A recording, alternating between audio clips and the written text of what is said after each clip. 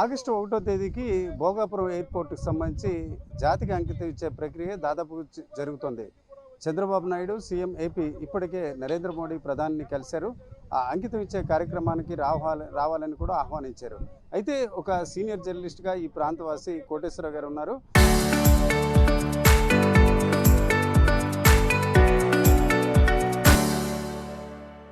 ఈ భోగాపురం ఎయిర్పోర్టు ఏ రకంగా ఉత్తరాంధ్రకి అలాగే విశాఖ ప్రాంతానికి ఉపయోగపడుతుంది అన్న విషయంపై ఆయనతో మాట్లాడదాం. సరే, ఇప్పుడు మీరు గతంలో జర్నలిస్ట్గా ఉన్నారు, అట్లాగే విశాఖపట్నం ఎయిర్పోర్ట్ యాక్టివిటీలో కూడా మీరు చాలా గమనించారు. అయితే ఇప్పుడు దాదాపు 4,500 కోట్లు వెచ్చించి ఈరోజు ఈ ఎయిర్పోర్టుకు సంబంధించిన నిర్మాణ పనులు ఆల్మోస్ట్ ఎండింగ్కి వచ్చాయి. ఈ భోగాపురం ఎయిర్పోర్టు ఉత్తరాంధ్ర అభివృద్ధిలో కావచ్చు, లేకపోతే ఇతర అంశాల్లో ఏ రకంగా ఉపయోగపడే అవకాశం ఉంది?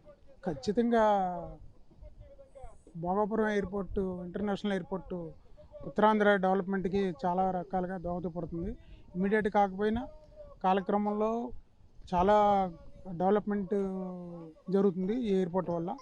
నేషనల్ ఇంటర్నేషనల్ పరంగా కూడా పెట్టుబడులు వస్తాయి. మంచి భవిష్యత్తు ఉంది ఉత్తరాంధ్రకి.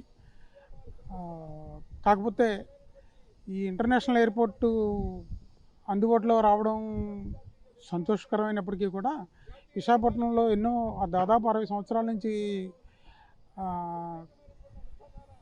అందుబాటులో ఉన్న ప్రజెంట్ విశాఖపట్నం ఎయిర్పోర్టుని ఇది అందుబాటులోకి వస్తే దాన్ని మూసేస్తారన్నది గవర్నమెంట్ డెసిషన్ తీసుకున్నదని చెప్తున్నారు.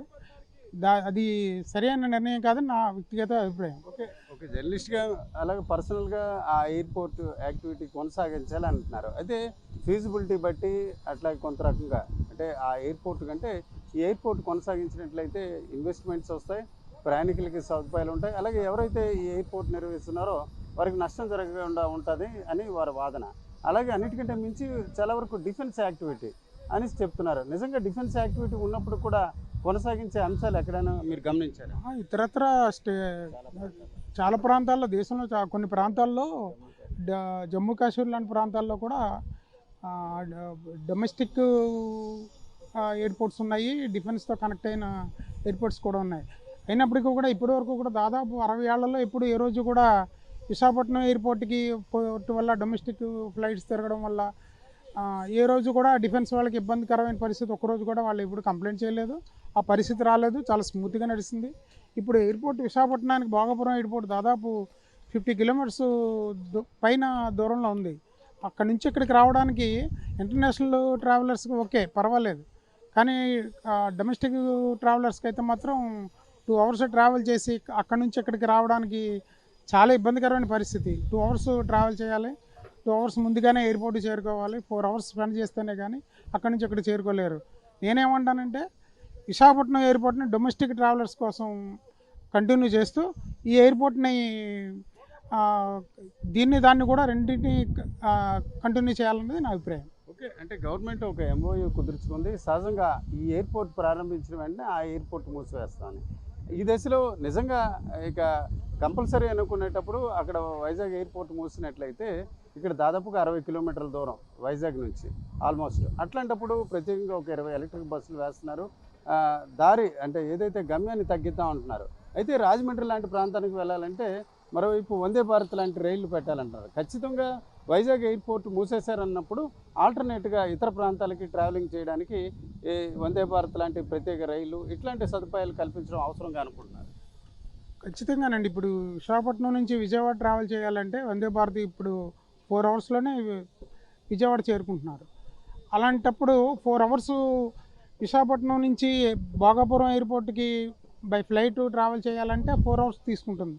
అదే టైము 1000 లోపల టికెట్ ఛార్జీ లోపుతో విజయవాడ ట్రావెల్ చేయగలుగుతున్నారు, ఏమి స్ట్రెయిన్ అవ్వకుండా.